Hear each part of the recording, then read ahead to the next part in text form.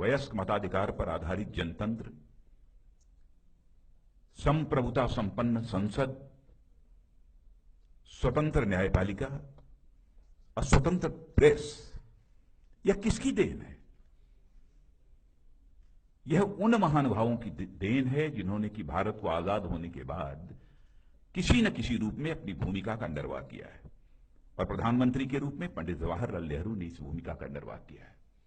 इसलिए मैंने उन्हें कहा कि भारत में प्रजातंत्र की इमारत को मजबूत बनाने में अथक प्रयास करने वाला यदि कोई व्यक्तित्व है तो उस व्यक्तित्व का नाम है Pandit Jawaharlal Nehru. Indian Institute of Management, Indian Institute of Technology और इंडियन इंस्टीट्यूट ऑफ साइंस है, कई ऐसी संस्थाओं की स्थापना हुई थी।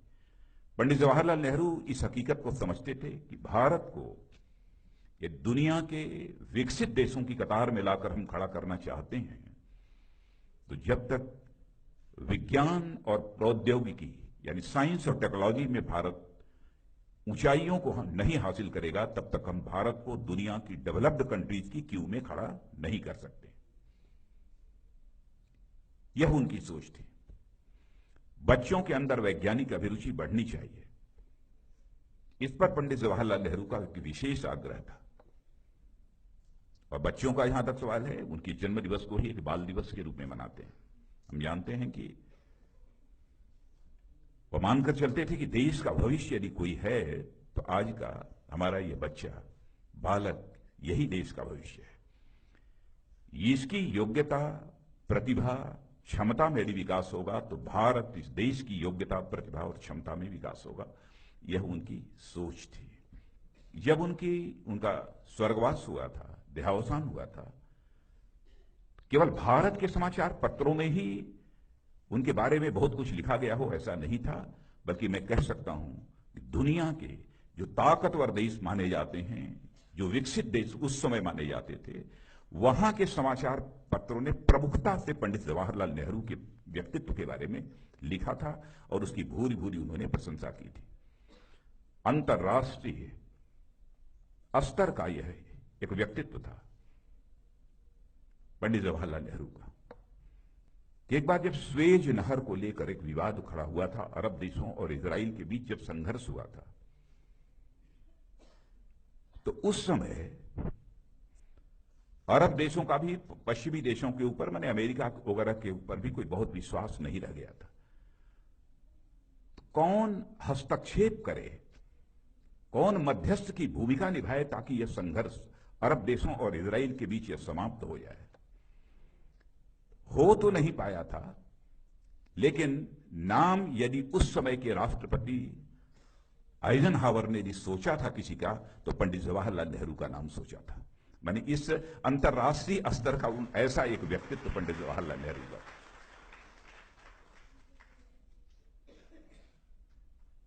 आज उस व्यक्ति का जन्म दिवस मनाने के लिए हम सब यहां पर एकत्रित हुए हैं। जहां तक आर्थिक नीतियों का प्रश्न है, मैं जानता हूं कि आर्थिक नीतियों पर कभी सामान्यतः एक मत नहीं होता है, कंसेंसस नहीं बनता है, लेकिन मैं उनकी सूझबूझ की मैं दाद देना चाहता हूं, उसकी मैं प्रशंसा करना चाहता हूं कि आजादी हासिल होने के बाद ही उनकी जो अर्थनीति थी, इकोनॉमिक पॉलिसी थी, वो बहुत ही प्रैक्टिकल थी, व्यवहारिक थी, फॉर साइटेड थी, दूरदर्शी थी। मिक्स्ड इकोनॉमिक पॉलिसी को उन्होंने आगे बढ़ाया था, मिश्रित अर्थव्यवस्था को उन्होंने आगे बढ़ाने का काम किया था पंडित जवाहरलाल नेहरू ने। पब्लिक प्राइवेट पार्टनरशिप उस समय शुरू की थी, और आज भी उस पब्लिक प्राइवेट पार्टनरशिप की अहमियत को कोई नकार नहीं सकता है। माने आर्थिक क्षेत्र में भी एक अपनी सोच थी उनकी, एक ऐसा व्यक्तित्व था।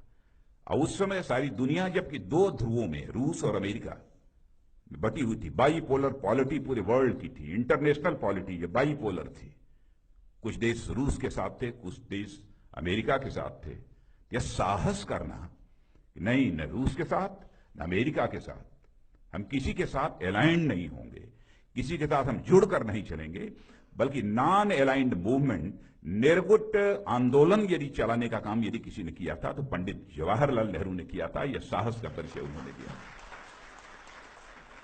क्योंकि बड़ी बड़ी ताकतों से तो सब घबराते हैं, चाहे व्यक्ति हो अथवा देश हो, लेकिन उस समय भी नॉन अलाइंड मूवमेंट को चलाना ये कोई छोटी बात नहीं थी। पंडित जवाहरलाल नेहरू ने चलाया था। ऐसे व्यक्तित्व, हाँ, जहां तक मेरा भी प्रश्न है, उनकी बहुत सारे कुछ ऐसी नीतियां हैं जिन पर कि व्यक्तिगत रूप से मैं अपने को भी सहमत नहीं कर पाता हूं। लगता है कि कहीं ना कहीं कुछ रह गया हो।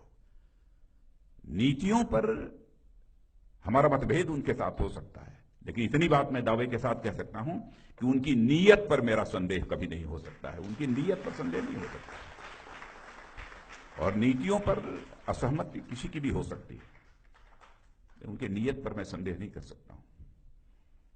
और हमारे जैसा व्यक्तित्व जो पंडित जवाहरलाल नेहरू को देखता है, तो मैं सच बताऊं, बहुत सारी नीतियों से असहमति होने के बावजूद मैं पंडित जवाहरलाल नेहरू को राजनीतिक आईने में नहीं देख पाता हूं, नहीं देखता हूं। यदि मैं पंडित जवाहरलाल नेहरू को देखता हूं तो राष्ट्रीय आईने में मैं देखता हूं पंडित जवाहरलाल नेहरू को, राष्ट्रीय आईने में देखता हूं, और देखना भी चाहिए। भारत के वो पहले प्रधानमंत्री, और उस विराट व्यक्तित्व का जन्मदिन मनाने के लिए हम सब एकत्रित हुए हैं। मैं तो यह मानता हूं कि ऐसे व्यक्तित्वों का जब जन्मदिन मनाया जाता है तो सबसे बड़ा लाभ क्या होता है।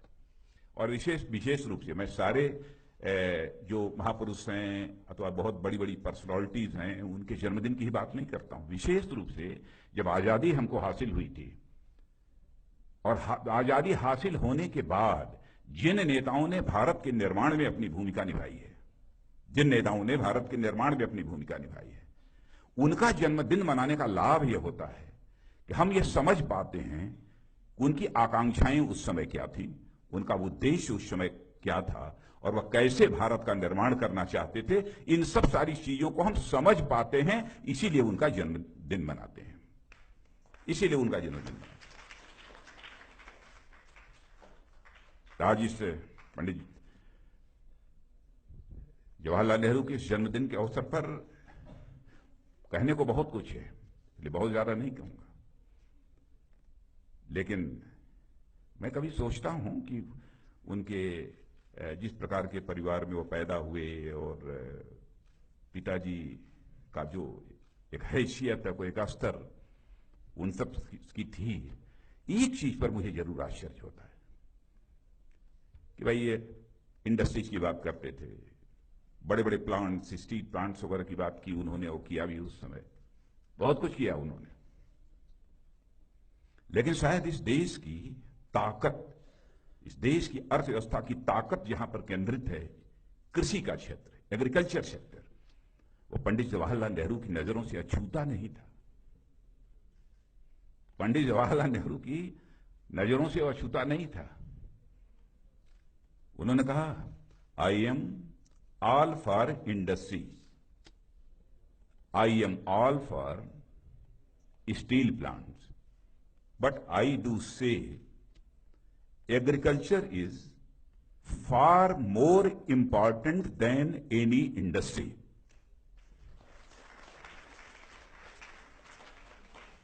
एग्रीकल्चर को भी अपनी नजरों से उन्होंने ओझल नहीं होने दिया। इस हकीकत को उस समय भी वो समझते थे कि केवल औद्योगिक विकास के माध्यम से हम इस देश की समस्याओं का समाधान कर पाएंगे, सभी नवयुवकों को हम रोजगार दे पाएंगे, अथवा इनकम डिस्पैरिटी, आमदनी की विषमता को हम मिनिमाइज कर पाएंगे, यह संभव नहीं है। शायद इसीलिए उन्होंने कहा कि हमारे लिए इंडस्ट्री, स्टील प्लांट से भी ज्यादा महत्व यदि है तो देश की कृषि का है, कृषि क्षेत्र का।